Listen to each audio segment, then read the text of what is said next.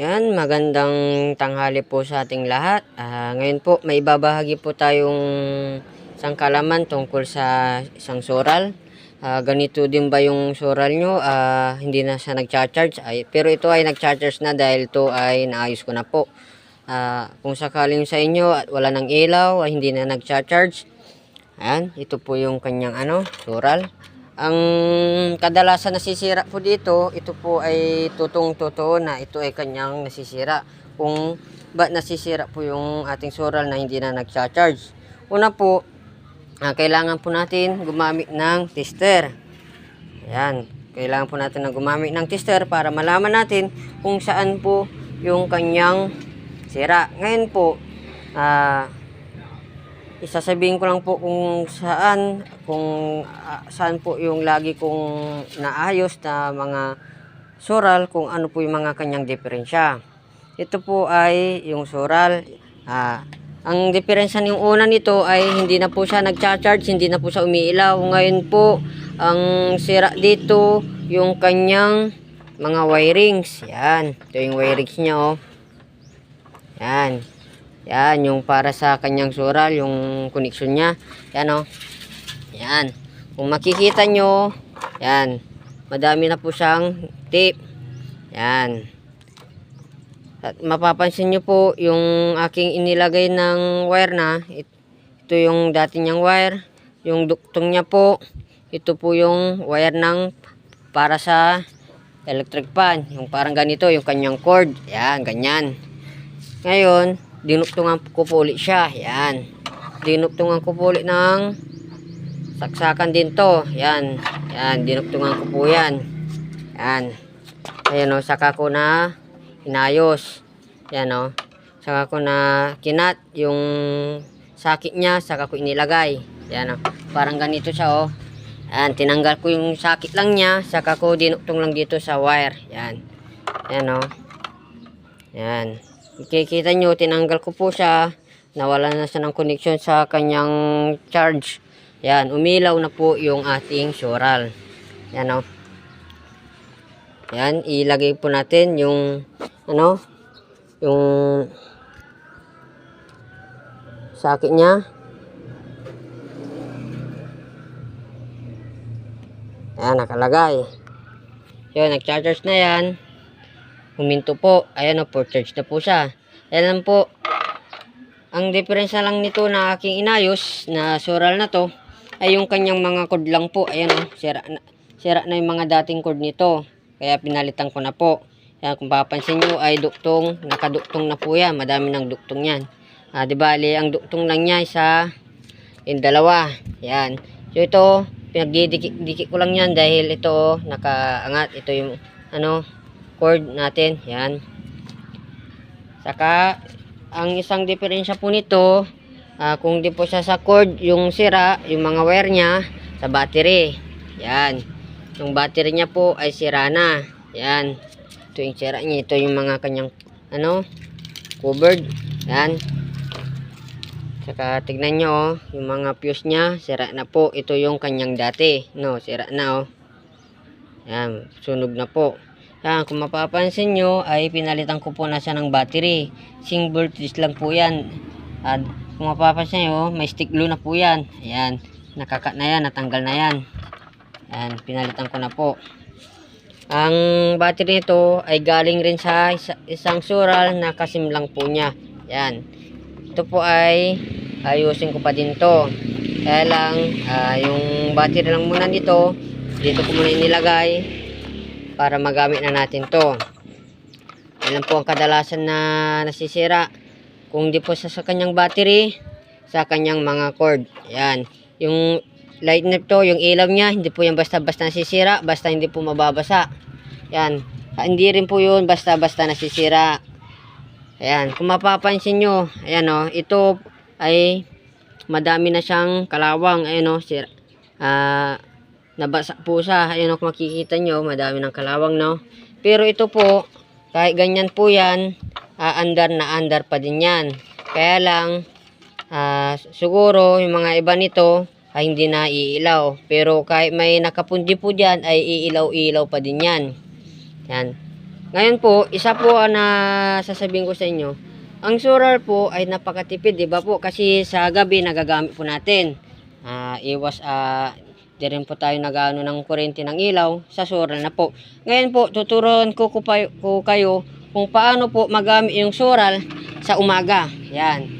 Sa umaga naman ay hindi mo naman masyadong kailangan dahil nga po malinaw. Pero pag sa ating banyo, CR, ay pag nagbabanyo po tayo, ay kailangan po natin i-on yung ilaw. Ngayon, kung may solar ka po, lagay mo lang yung solar mo at saka bigyan mo lang ng switch para mapaandar mo po yung kanyang ilaw. Yan. Kaya umaga, ay pwede mo siyang gamitin. Yan po. Tuturuan ko kayo kung paano po gawin yon. Yan, tatakpan ko muna to, saka natin ituturo kung paano natin siya magamit sa umaga.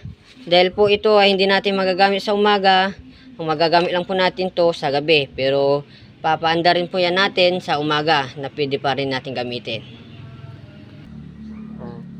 Ito po, gumawa po tayo ng, ayan, kumuha po tayo ng wirings. Abala na po kayo kung ano po yung wirings na ilalagay nyo. Yan.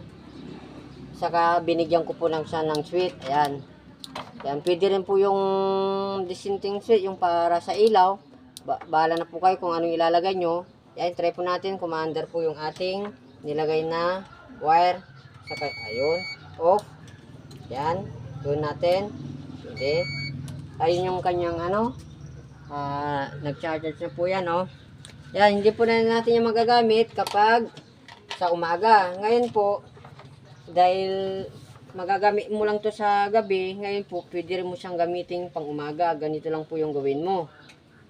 Yan. Yung isang line po ng ating solar ay ikat lang po natin yan. Yan. Ikat lang po natin yan, di ba? Ayan, nakakat na. Yan. Ibig sabihin, saka natin ilagay yung kanyang yung wire. Go. Yan, ito yung wire, no? Ito yung ating ginawa. Ito yung wire ng solar natin. Yung isang line niya, ikakat natin. Yan. Kung makikita mo, na-ikat po yung isa ay umilaw na po yung kanyang, solar. Ngayon po, ang gawin po natin, yung ginawa nating switch, ay lalagay po natin dito. Yan, ikakat natin yan. Yan, yung isang line ng ginawa nating switch, saka yung line ng isang solar natin ay pagdugtungin natin. Ganyan lang po. Yan. Ganun rin sa kabila. Yan. Kung makikita mo, ay nakadugtong na po siya, nakadikit na. Yan. Pag pupunta po tayo ng CR at ito yung gamit natin, nag-charge na po yan. Kapag gusto natin yun, pindutin lang na natin, iilaw na po yan. Ayun, kapag pinatay natin, mag-charge ulit po yan. Ayan, no? Kahit sa umaga, pwede po natin yung gamitin. Ayan, on, off. Yan po. Yan, napakadali lang po gawin to. Kayang-kaya nyo po. Yan. Nasa inyo na po yan kung ano po yung mga switch na ilalagay nyo. Yung mga maganda ring tignan. Yan, yung disente na po. Yan, no? Ayan, ganyan lang po kadali. Ganyan lang po kadali mag-wirings ng solar para magamit natin sa umaga. On natin. Yan. Off. Yan. Yan. Sasamahan nyo kung ilagay natin sa kung saan ko ilalagay yung solar na to. Pwede rin sa kwarto yan. Kahit saan mo ilagay. Yan. Kung may natutunan ka sana sa aking munting video, sana po ay huwag po nating kalimutan mag-like. And paki-share na rin po para sa ganun ay sa mga ibang prensyo ay makita yung aking video at baka gusto nilang gawin at makatulong naman po sa kanila. Yan, kung bago rin po kayo sa aking YouTube channel, huwag po nating kalimutan na mag-subscribe para sa ganun ay lagi po kayong updated sa aking YouTube channel. Yan, ulitin natin. I-power natin. Ayun, off natin. Yan. Mapapaandar na natin yan kahit umaga. Yan. Yan, ito na yung final video natin sa inayos nating sural. Yan. Yan, dyan na natin ilagay. Yan. Yan, para maniwa po kayong legit yung ating video. Yan. I-on natin. Nandito yung kanyang switch. Yan, yun natin. Yun, under no. Yan, kahit nag-charge. Ayan po, kapag naka-on, ibig sabihin po yan ay hindi na po yan nag-charge. Kaya, kapag off natin yan, mag-charge na po yan. Yan. Ito po, ginawa kong pong video na to para magamit nyo po kung sakali sa mga kwarto, madilim, sa CR, pwede rin po. Yan.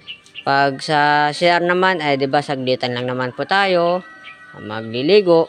Kapag kailangan natin yung ilaw, hindi na po natin magagamit ng kuryente. Yung sural lang po natin. Yan. Pagkatapos natin mag-CR, wag natin kalimutan na i-on yung ating, i-off po yung ating switch para mag-charge po ulit siya. Yan. Sabagay ngayon na sobrang init, madali po mag-charge yung ating sural. Parang ito, ano palang oras ay for charge na po yan. Kaya kahit gamitin mo sa umaga at nalubat, i-charge mo ulit, saglitan lang po yan mag-charge dahil nga sobrang init. Yan. Sana po ay may natutunan po kayo sa ating munting video. Yan. Hindi ko na po binidyo yung ating kung paano natin inayos yung sural na to. Pero ang sira po talaga nito yung mga kanyang wire lang po. Kaya hindi na po siya nag-charge dahil po sira na yung mga kanyang wire. Yan. Yan. I-update ko po ulit kung ano po ang magiging resulta po ng ating sural na to. Kung ano yung makikita nating sakit. Yan. Sana po ay wag po natin kalimutan na mag-share and paki-like na lang po yung ating video. At huwag natin rin kalimutan na mag-subscribe kung bago lang po kayo sa aking video. God bless po. Maraming salamat po. Sa ulitin.